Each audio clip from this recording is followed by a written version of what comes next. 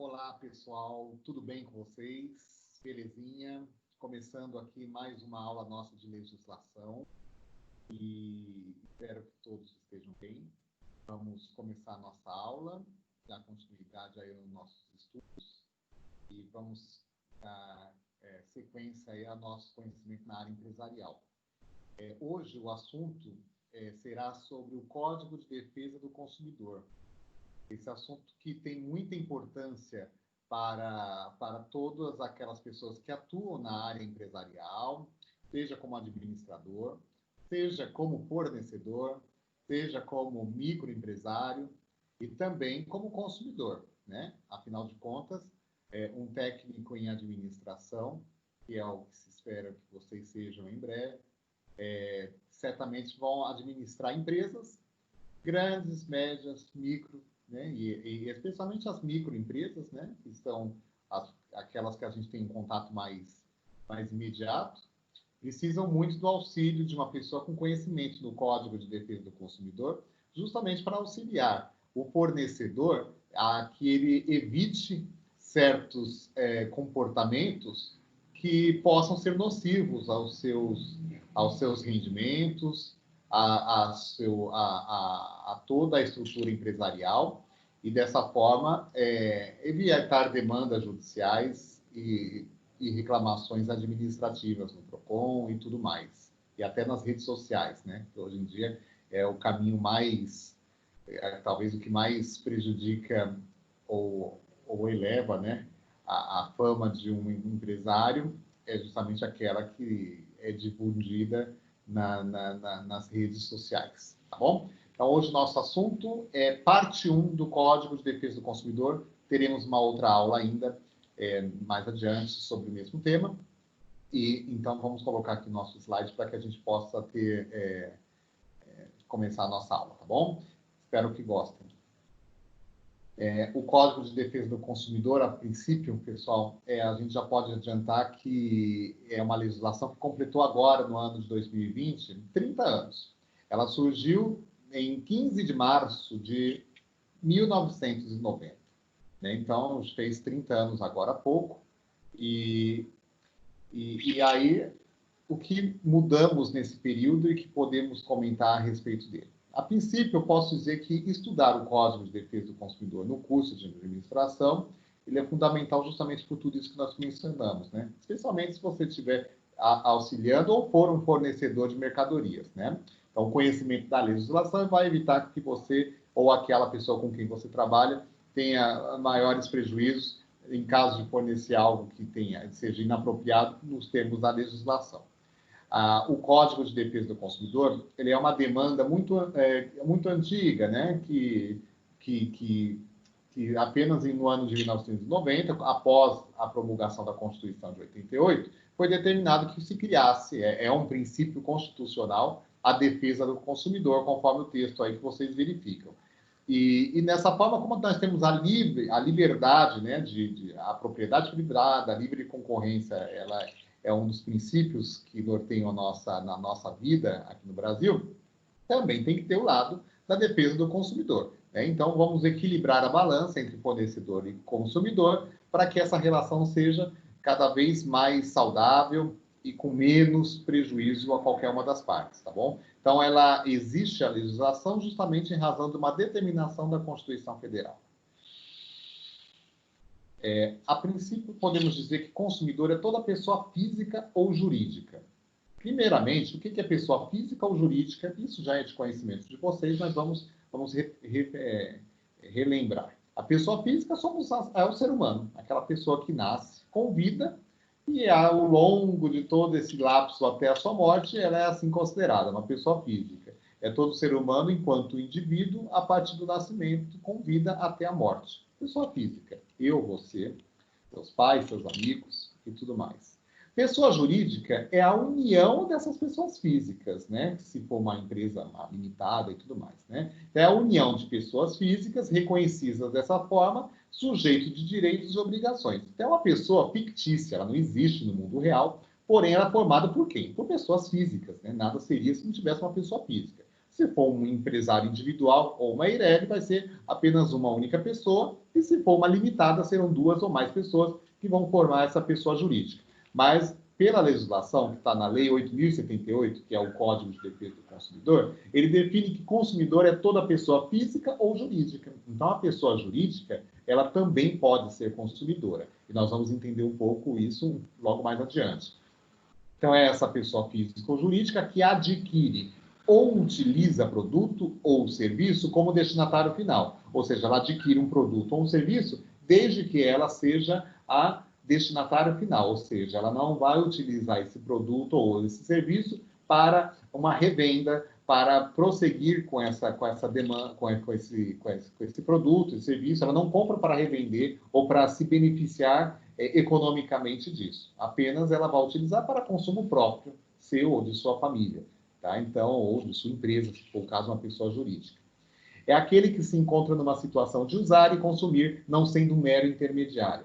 Equiparam-se a consumidor a coletividade de pessoas, ainda que indetermináveis, que agem intervindo nas relações de consumo. Então, isso é muito comum, uma coletividade de pessoas que são consumidoras de determinado produto. Nessa condição de coletiva, mesmo que indetermináveis, ou seja, não se sabe quem são essas pessoas, individualmente, mas em termos coletivos elas são tratadas como consumidores e são tratadas e protegidas pelo Código de Defesa do Consumidor. Bom, se consumidor pode ser uma pessoa física ou jurídica, desde que ela seja a adquirente final do produto ou do serviço, o fornecedor também pode ser uma pessoa física ou pessoa jurídica, pública ou privada, ou seja, que seja no ambiente particular ou se no ambiente público, nacional ou estrangeira. Então, fornecedor é qualquer pessoa. Pode ser uma pessoa física, pode ser uma pessoa jurídica. Pode ser um ente público, como uma companhia de água e esgoto, de eletricidade, ou privada, um banco, uma loja de shopping, uma empresa que fornece produtos eletrodomésticos. Nacional, ou seja, uma empresa daqui, ou estrangeira, que desenvolve atividade de produção, que faz montagem, a criação, a construção, a transformação, a importação, a exportação, a distribuição ou comercialização de produtos ou prestação de serviços. Então, uma empresa, ou uma pessoa física, ou uma empresa que faz a montagem apenas de um determinado produto, mesmo que ela não seja a revendedora daquilo, ela é também considerada fornecedora. Se ela faz a criação de determinado produto ou serviço, ela também é fornecedora. Que ela faz a transformação, ou seja, uma indústria que faz a transformação de um produto em um outro, ela também é considerada fornecedora. Se ela importa o produto da China, dos Estados Unidos, da Europa, de qualquer outro país ou região, ela também é considerada fornecedora para fins do Código de Defesa do Consumidor e vai seguir todas as regras lá estabelecidas. E, já que falamos de produtos ou serviços, importante definir o que é produto conforme o Código de Defesa do Consumidor. É qualquer bem, móvel ou imóvel, tangível ou não. Bem móvel ou imóvel. Um automóvel é um bem móvel, um bem imóvel. Um apartamento, uma casa, um terreno. Tangível, aquilo que é alcançável, né? Ou seja, o mesmo automóvel que eu mencionei, ele é um bem tangível. Ou não tangível, como, por exemplo, a energia elétrica, a internet, não são alcançáveis, na verdade, mas não deixa de ser um bem intangível.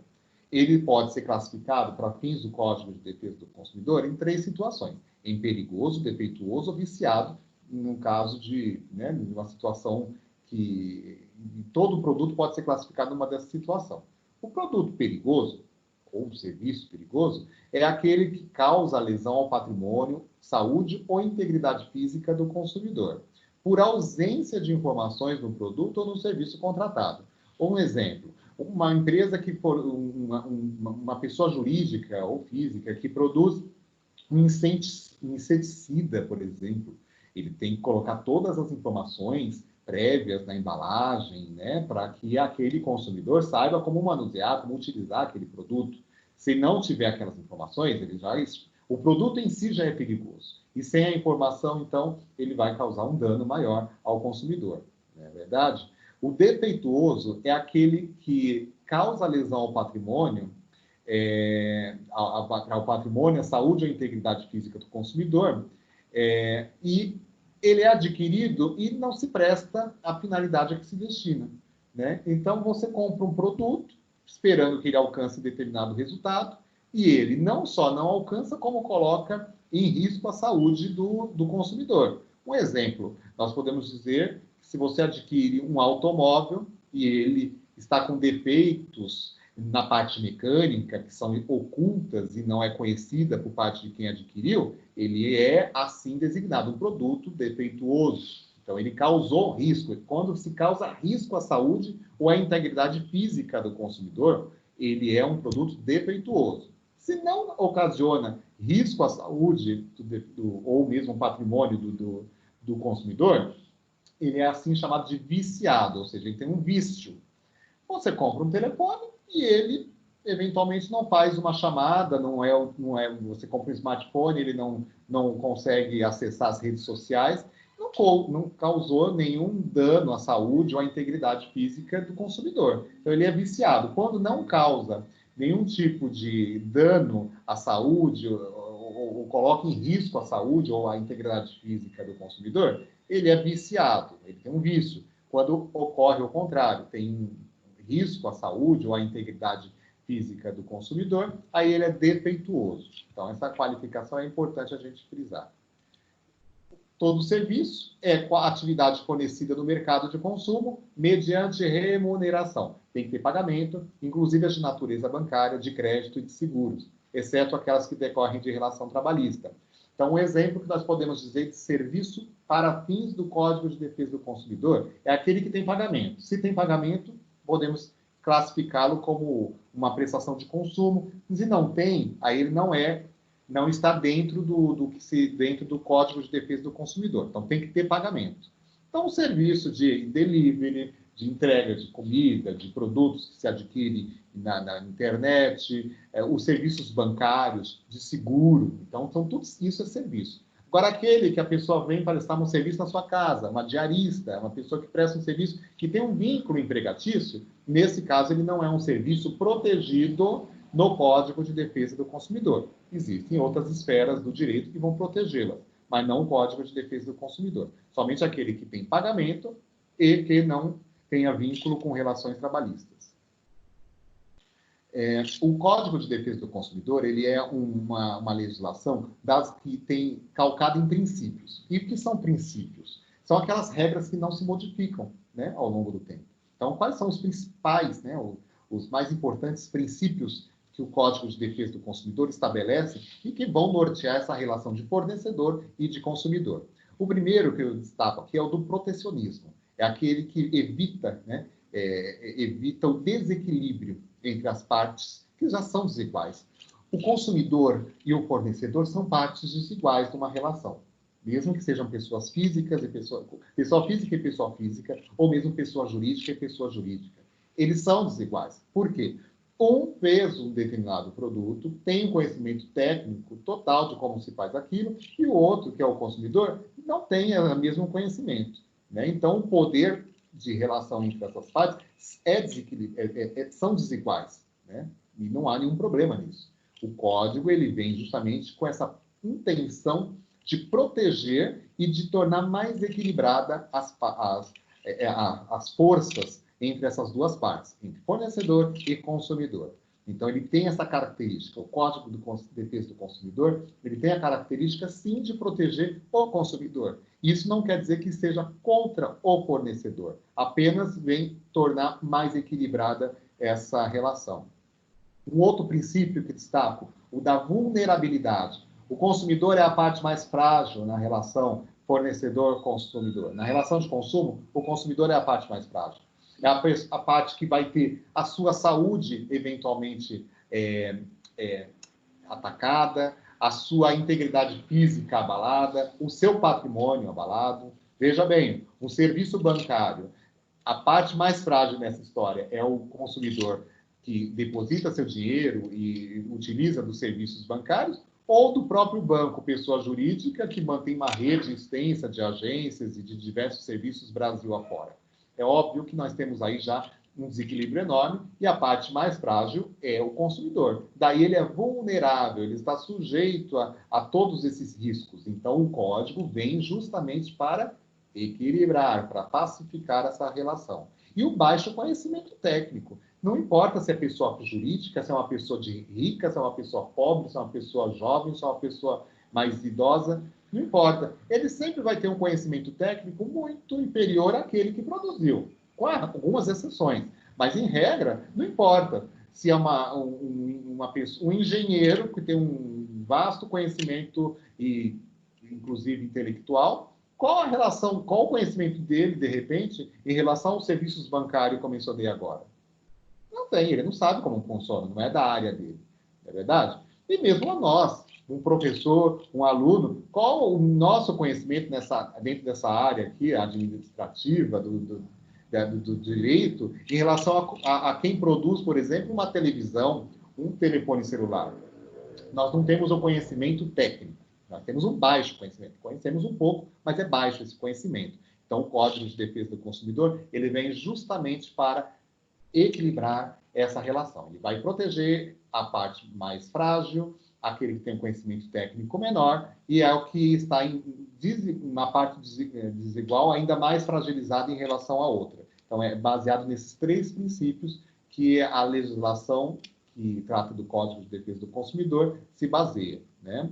Alguns abusos na relação de consumo, que é muito vista nos PROCONs, no Reclame Aqui e também na plataforma consumidor.gov, é a venda casada, venda um produto se você comprar um outro, promessas irreais que não são cumpridas, cláusulas abusivas, as chamadas pegadinhas, né, letrinhas miúdas e contratos, ou mesmo tão difíceis e complexas de ler, que torna impossível a compreensão. Não cumprimento de prazos de entrega, seja na entrega de um produto, ou seja de um imóvel, ou coisas do tipo. Não devolver um troco, um saque, ou seja, um serviço de atendimento ao cliente inacessível ou imprestável, ou seja, não presta o serviço de esclarecimento de dúvidas do consumidor, ou sequer existe. Isso tudo são abusos na relação de consumo, estão previstas no Código de Defesa do Consumidor e que pode colocar o fornecedor numa situação bastante desconfortável e até pode ser considerado crimes pela legislação da Código de Defesa do Consumidor. Então, são crimes de abuso, né, nessa relação de consumo e que são puníveis conforme a legislação, e mais adiante eu passarei um texto para vocês esclarecendo bem quais são esses possíveis crimes que um fornecedor pode, eventualmente, ser imputado em relação ao consumidor se não cumprir determinadas regras. E pode colocar em prejuízo colocar em risco toda a empresa. E é justamente isso que nós devemos evitar, não é verdade? Aqui são alguns direitos básicos do consumidor. Principal, proteção à vida e à saúde. Ele tem o direito de ter a sua vida e a sua saúde protegida em relação ao serviço e produto adquirido. A educação na relação de consumo. A informação adequada e clara sobre o produto, ou seja, ter manuais, ter informações no site, na embalagem. Tem que ser muito clara a informação de como se usa determinado produto ou serviço. Proteção contra a publicidade enganosa e que tenha cláusulas abusivas. Modificação de cláusulas que estabeleçam prestações que vão se tornar muito prejudiciais ao consumidor ao longo do contrato. Prevenção e reparação de danos patrimoniais e morais e facilitação da defesa do seu direito através dos PROCONs, juizados especiais, né? Então, são regras e direitos básicos que estão previstos no artigo 6º da legislação. Também menciono aqui essas fontes que eu já falei anteriormente, de pesquisas que sugiro que você faça e também utilize, se assim necessário. Consumidor.gov.br, uma plataforma em nível nacional. Reclame Aqui não é uma plataforma oficial, mas muito utilizada nas redes sociais e na internet, e que surte muito efeito. E os PROCONs, né, o PROCON, no caso de São Paulo, sp.gov.br, que também auxilia aos consumidores e torna, vamos dizer assim, chama consumidores e fornecedores para uma conversa para solucionar o problema, tá bom? Então, essa é a primeira parte da nossa aula de direito, de Código de Defesa do Consumidor, que visa esclarecer o consumidor e o fornecedor dos seus direitos e deveres, para que essa relação seja cada vez mais harmônica e pacífica. Pessoal, encerro por aqui esse conteúdo, para que não fique muito extenso. Voltamos a falar numa próxima aula sobre a continuidade desse mesmo tema, um tema muito importante. Espero que vocês leiam esse material, espero que vocês